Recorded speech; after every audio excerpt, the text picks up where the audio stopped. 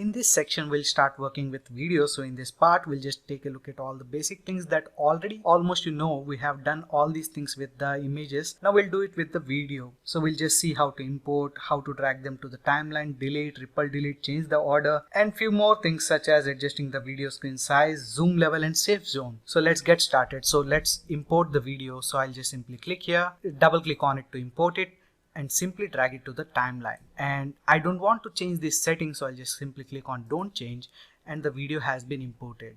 So if you want to split it, it's the same procedure. Just pull the cursor where you want and click on this clip and hit Ctrl B to split it, or else you can also click on this symbol.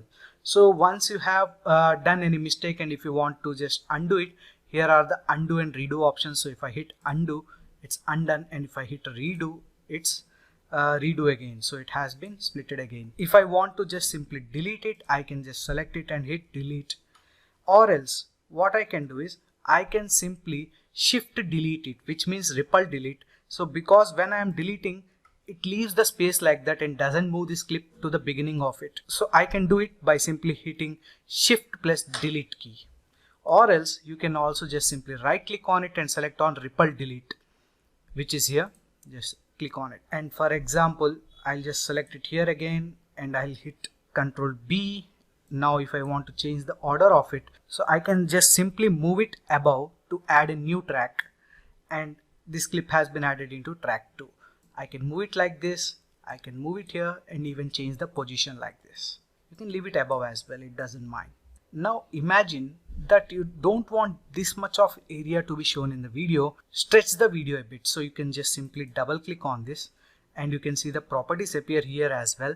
You can just simply scale it up here, and you can just change the position, X position and Y position as well.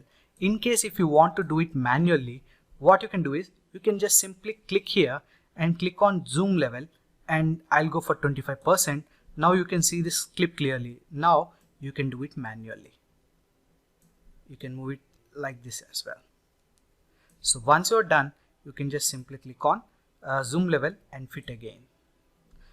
Now if I hit outside, so only this portion will be visible. Don't worry about this thing. This won't be visible in the final video output. You can now also add some safe zone guides here. So just simply click on this and click on show safe zones, and you can see those safe zones here. So I'll just remove it as of now. So that's it for this part. In the next part, we'll see how to just detach audio, add the background music and all. So thank you.